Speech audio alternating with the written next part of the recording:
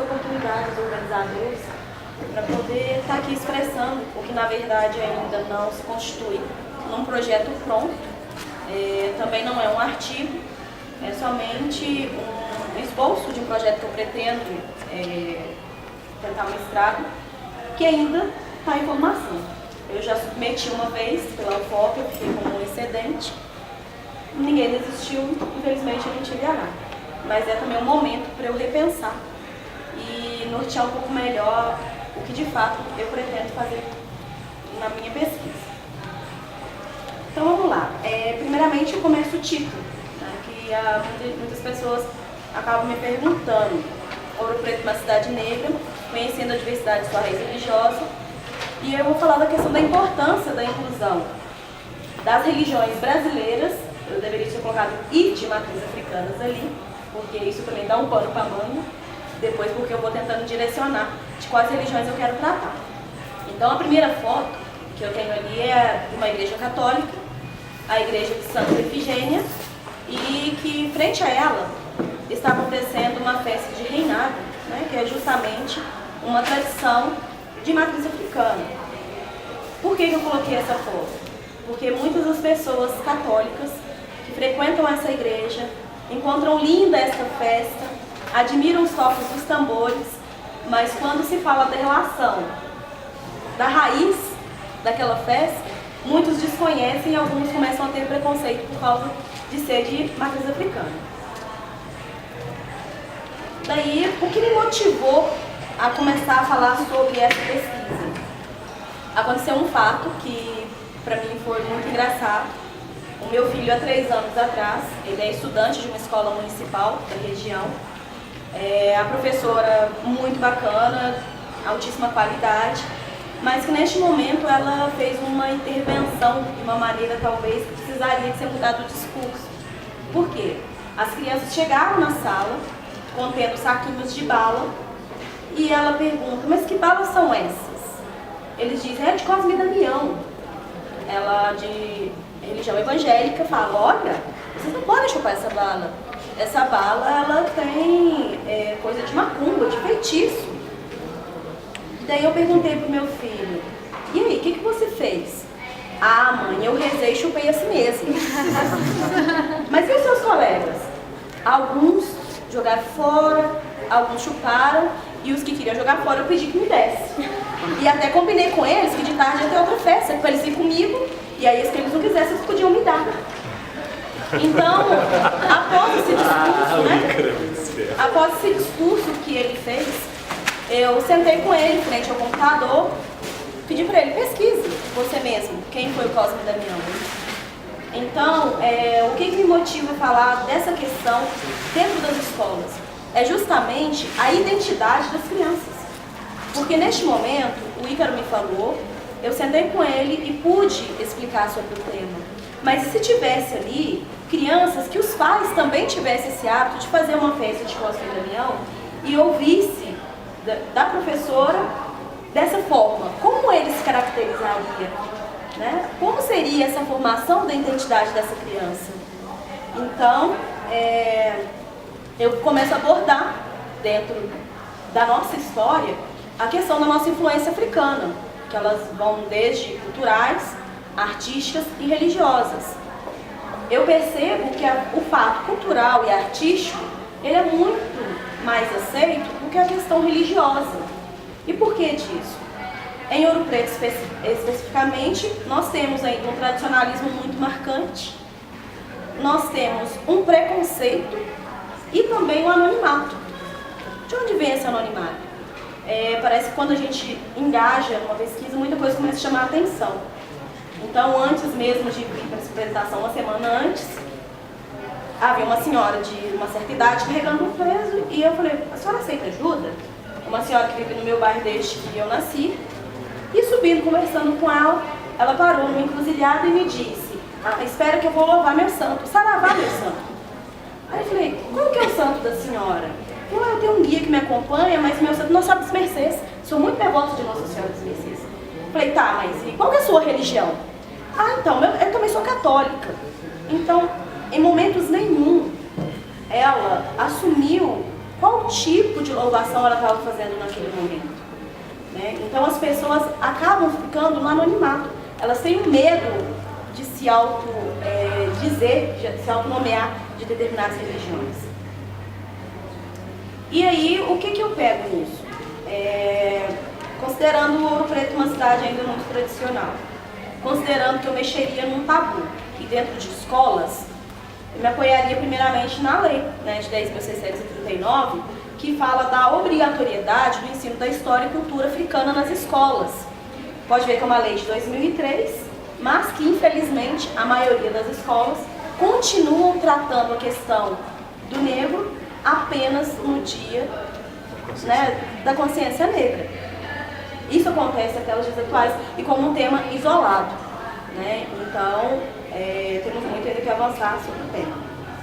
E, mais uma vez, né, porque a escola, justamente porque a escola é responsável por uma formação identitária das crianças. Né? Como diz o Santos, constitui-se um espaço e tempo de formação de identidades socioculturais, de reprodução e enfrentamento de preconceitos e também de formas correlatas de intolerâncias. Ouro Preto, né? Por que de Ouro Preto? Poderia falar de qualquer outro lugar do Brasil ou do mundo, vamos assim dizer, mas por que Ouro Preto? Sou ouro-pretana, sou negra e não faço parte da maioria da questão religiosa. Eu estou um grupo atípico dentro da cidade, né?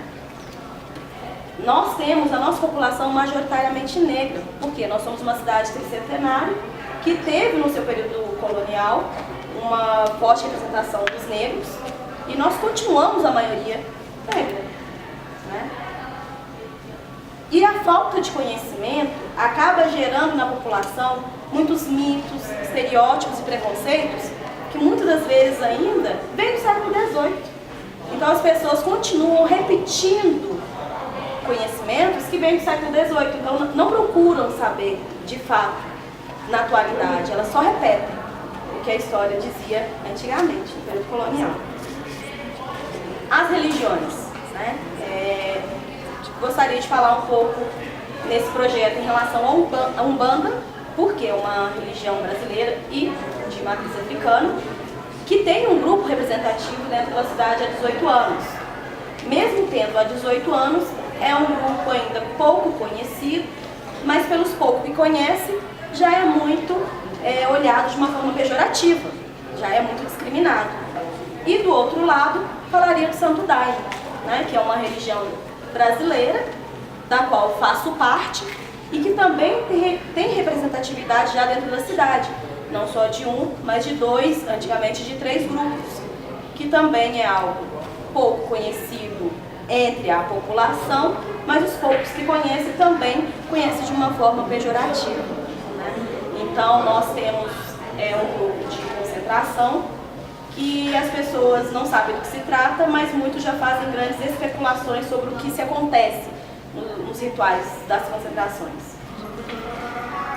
O nosso quadro atual, né, em relação a essas religiões, a intolerância, os estereótipos, que acaba gerando violência e uma falta de respeito no meio social. Aproveitando, né, uma fala do Leonardo, que não está mais presente, ele cita os meios de comunicação.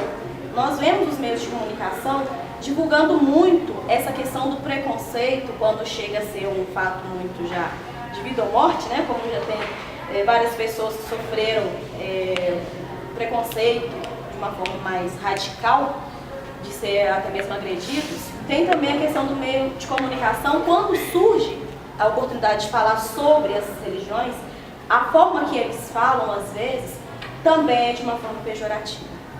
Também ajuda as pessoas a criar estereótipos. Então, com o caso do Glauco, né, quando aconteceu a fatalidade, os meus vizinhos perguntaram: é nessa religião que você tá? Você faz parte desse grupo? Você viu o que ele está falando na televisão? Você viu o que aconteceu com ele? Então, às vezes, o meio de comunicação adotam posturas que ajudam a denegrir um pouco mais essa questão da religião, que já é pouco aceita no meio social. O meu objetivo geral inicial seria investigar se no conteúdo que são trabalhados dentro das escolas de ensino religioso, eles fazem menções às religiões brasileiras e afro-brasileiras. Né?